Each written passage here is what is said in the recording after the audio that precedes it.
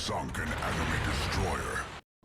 Hey team, this is Ripper here. Hope you guys are doing fantastic today. Got a really fun video to show you guys, and if you guys hate Ragnars, this probably isn't the video for you, but this is a double Ragnar division with a SVEA in support, which I believe the SVEA is the older brother, bigger brother of the Ragnar, and holy crap, I just did a video on how the SVEA is the destroyer's wingman, and Ragnar is also another wingman for destroyers.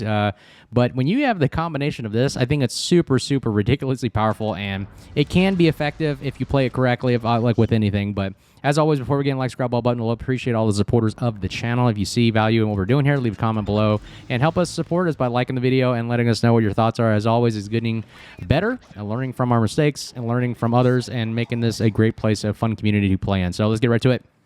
Ragnar. Holy cow. Ragnar is my favorite destroyer too as well, in addition to Vampire and all these other research bureau still ships like the Druid. And man, Ragnar has a unique role.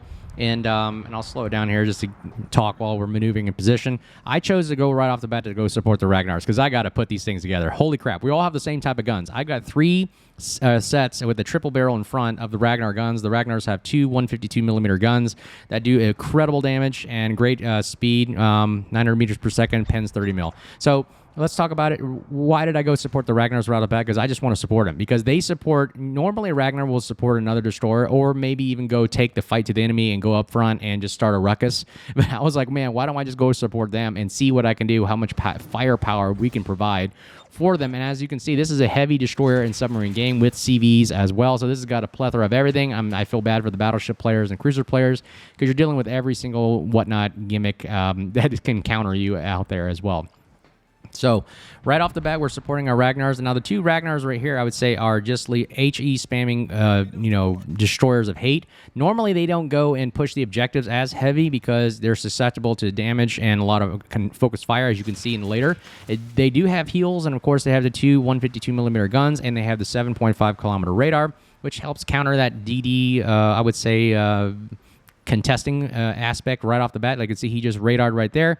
As you can see, that one Ragnar, taken on the Holland, and you can see radared immediately, and now you can counter that DD threat. But again, you're not going to stay too long in prolonged gunfire because the Ragnar is a large ship, and it can easily be focused down and killed just like anything else. But again, it's got that engine boost that we also have, and it can really dodge and juke. I find that you can dodge and juke shells thrown at you very, very well. As you can see right there, one salvo misses that Ragnar, and it is so, so fun. And of course, it is annoying because if you build for it, you can get these guns way out to the distance there, and they just continuously spam. As you can see right here, one Ragnar firing over here, one Ragnar firing over here, and we are supporting our Ragnar right off the bat to provide radar cover support because there was something that was capping Bravo. Not really sure. RPF is indicating he is somewhere right here, and we're just kind of sitting in the back right there waiting for him to get, and waiting for us to get spotted. As soon as we get spotted, wait a few seconds to drive into the range, and then we'll pop a radar and we reveal the gearing. Yep, see, this is exactly why this threat is so freaking powerful, being a wingman to another wingman of a destroyer ship. And we're just going to go ahead and dish out some hate. And Rue right there, that is why we don't want to show too much broadside.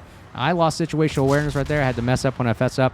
Or fess up when I mess up. We got caught from a broadside shot from either the Libertad or the Vermont, and you got to just literally just be careful of that. As soon as you see exclamation pop up here in my builds, I have to slam on the brakes, change the vector, do something to throw off the shells, and unfortunately, I failed at that endeavor. So I got to keep my head on a swivel on that one.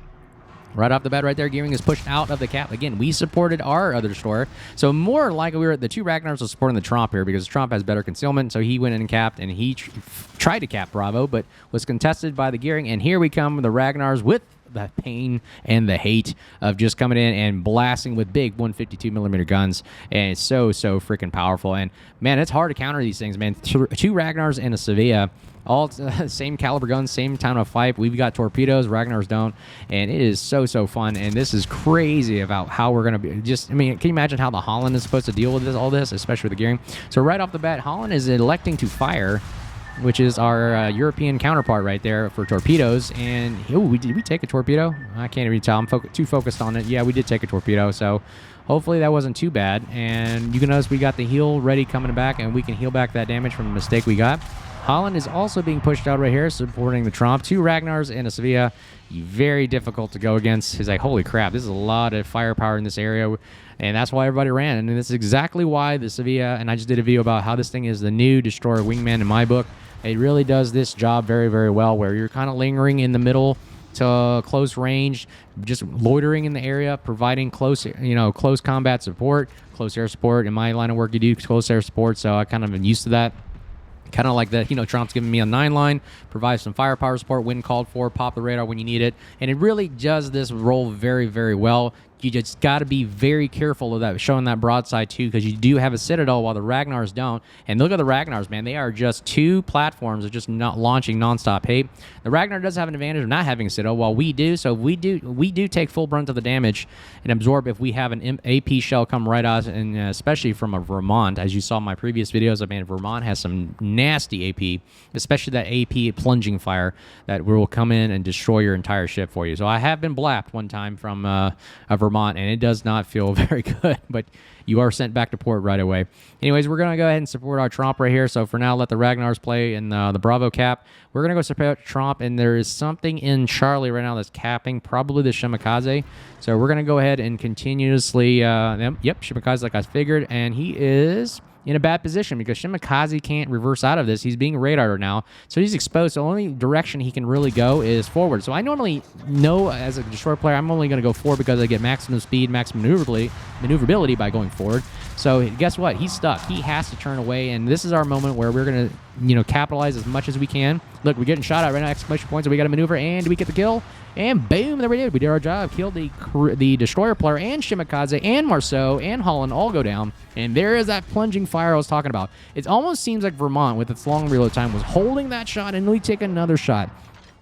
I really find that people are really just waiting for you to reveal themselves, because Vermont elected not to shoot until he saw our ship, and as soon as he sees us, it just lights up in his eyes going, oh my gosh, we gotta shoot the freaking whatever. And look at even the Ragnars are saying, SVEA, nice job, big Ragnar. Yeah, we are the big Ragnar. But going back to that Vermont, he was literally willing to hold his shots until he saw us at the right opportune moment just to snipe us. I mean, that's essentially what battleship players in the back are doing these days. And I know it's coming. I know it's happening. Here you can see the 360 turrets, rotations are there. We can turn them any way we want. It doesn't matter where your ship is pointing. The guns will take the shortest path to the shot as possible. I like that about the Ragnars and the SVEA.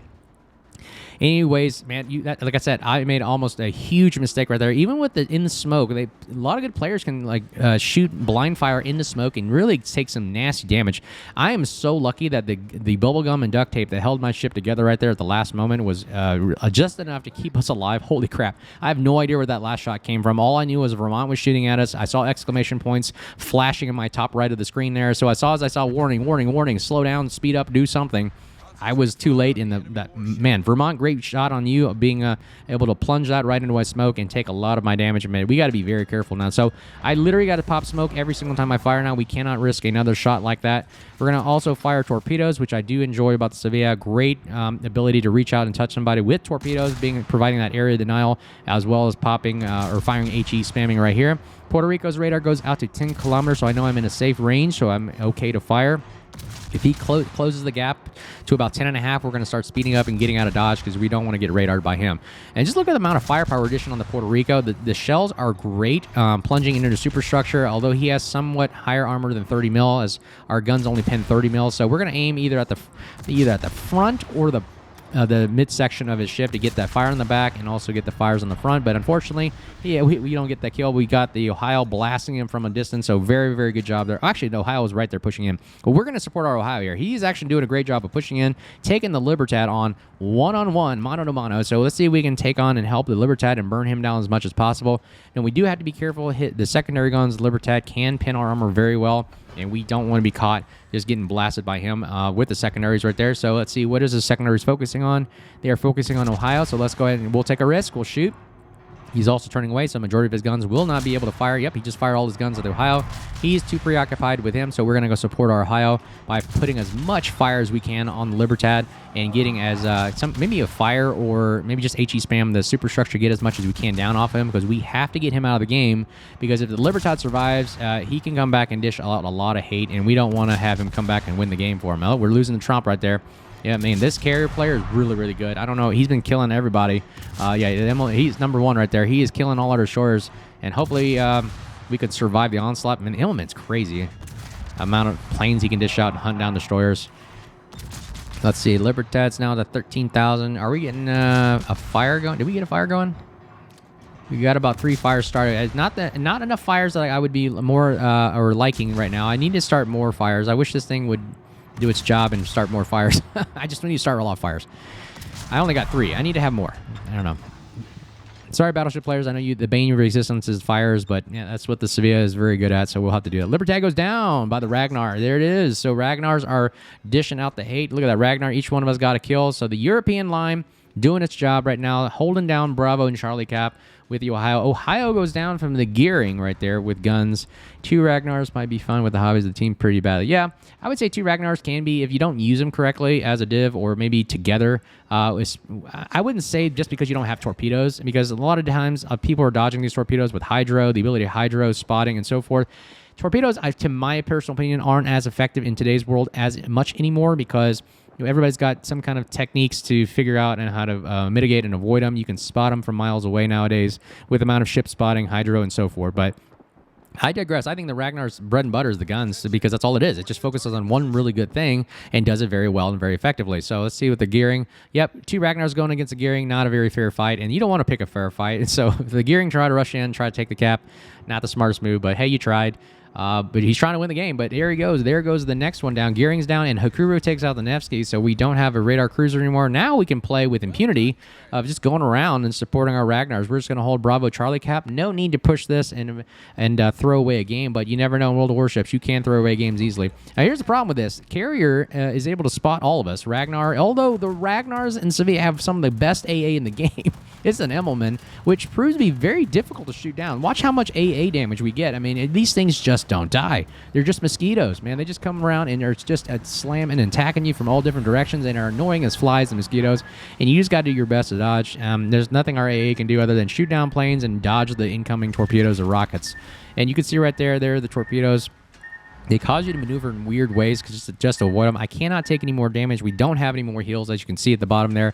So we got to save all of our health as much as we can to farm down these battleships. And, of course, we got the smokes and the torpedoes going. And right now, we don't have to push or anything. We've got the point advantage. We can just literally run away and just keep them from taking Bravo. Of course, the carrier is coming into town. And what happens here? So we got 11,000 right now on the damage of the fight or bombers or whatever it's called, the drop bombers. Skip bombers, that's what they're called. And let's see how much damage. Look, they're not really doing much. The AA range goes out to 6.9 or 2-ish. And they don't do as much damage, continuous damage, as opposed to being close in. So once I believe the Ragnars and the SVEA's damage really are more effective at the 4-kilometer range, where a majority of the big caliber guns can take a lot of the flak damage. And right now they are not doing too well. But anyway, I digress. We only did 15,000 damage to the AA, but now we're going to go ahead and try to burn down this Thunder, which, by the way, has a super heal. So we cannot do as much damage as we would want, especially now that my smoke is running low here. See, I can see the timer going down to 1 second. I got one last puff right here. It goes out to 10 seconds, so we got to stop firing. I always stop about 3 seconds prior to the smoke going away, and we got one more puff. He takes a blind shot at us, and there goes a 0, and there goes the smoke goes away. So now, I made a mistake here. We're getting spotted by the radar. I'm sorry, the Emmelman again, and this is why I hate carriers so much. They spot you no matter what you're doing, and I have to shoot this guy down as fast as possible to get the spotting. Everybody's looking at me. They're probably like, oh my god, there's a SVEA. Let's take one shot at him, and he's dead. One HE shot from a Thunder will definitely wipe us off the map. So there's a torpedo drop right there, and hopefully we can outrun this torpedo. Okay, and there we go. We shoot down the fighter. He doesn't spot us anymore, so we got free moments to run away here. I got one more smoke left. Hopefully I can use it to go ahead and try to farm this guy down. Let's see who's got the least health here. Let's see. We'll focus on the Thunder, even though I should be focusing on Colombo. But he's the closest threat right now. Let's see if we can take out the Thunder here. We got 2 guns on our back. It's basically like having 2 Ragnar slapped to the back of our ship. So we can literally have a tail gunner Ragnar shooting as we run away. Of course, the fighters are coming back. Submarines to the north, taking out our northern Ragnar. We're kind of split up now, so we're not maximizing our firepower, so we're all getting split up. But we just got to survive in order to win this game. And holy crap, we almost win this. We're at 987 points. Can we survive? Come on, just a couple more. A few more points. And we don't. And I make a mistake right here. My puff of smoke is going on, but I forgot my detection is 9.3. And then the Colombo just gets within our detection range. He's at 9.2, and I totally lose SA, and I forget to speed out. And he immediately spots us right there at 9.3. And I was like, oh, crap. hit the engine boost, get out of dodge, and not until he takes a one last shot. That one little second right there, that one mistake can cost you the game, and it does kill me right there. And that was my mistake. Holy crap. I forgot that he was pushing into that 9.3 kilometer distance of my concealment, and man, that was my mistake. But again, the plane probably would have spotted me anyways, onto the south of me. So all we got to do is just win the game at this point. Just don't die anymore, right? But yeah, I mean, SVEA, very, very powerful, especially with 2 Ragnars. Holy crap. Again, the 2 battleships are not even bothering by the caps. Of course, the Immelman's going to push into the Bravo cap. And again, he can literally just spot the Ragnar forever, because the Ragnars don't have smoke, as opposed to like what we did. We had smoke, so we can actually hide from planes. But man, oh man, was this a close game. So Hakuru is getting shot at. Man, if he goes down, this game could be turned around. And let's see if we can take this. Again, these games are coming down on the wire these days. And this is what makes World of Warships fun, where you actually have to fight in every tooth and nail to win this game. You can't just, turn a blind side to it, because you can definitely have teams throw the game. And I've seen it so many times. And, of course, you're getting dropped by the Immelman right here. Ooh, look at that. Almost taking that damage. Had the Ragnar gotten killed right there, this game might have turned around. And if they just kill that Hakuru and that Ragnar, they could actually win based on kills here. And fortunately, he stays alive for us to tick up the points, and we win the game based on points ticking up. But man, so fun, so powerful. Man, 2 Ragnars and a SVEA, very powerful combination. Yes, if you're out there in the division, try it. It is really awesome and a very, very powerful spectacle to see. 84,000 damage with 1 kills and 939,000 potential damage right there. So very, very powerful for the SVEA. Great game for us. Great game on the other side as well. You guys fought tooth and every inch you guys were fighting for to win the game. Unfortunately, at the end of the day, guess what? Ragnar SVEA at the top of there, winning the game for the rest of the team right there. And not to say the team didn't do this job, but man, right here, the European line just dominating right there. Thunderbird, great job getting 4 kills right there. And of course, let's see how we did. 21,000 on the A defense. Fired a lot of fires. We got 23,000. Could be more. We could see more right there. And we did our job. We got a lot of potential damage up to that almost 1 million spot right there. But man, we almost took that full broadside from the Vermont. But as always, hope you guys enjoyed the video. Like, subscribe, button below. Appreciate all the support. As always, if you see me out there, say hi. And I hope you guys have a great rest of the day. Take care. Cheers.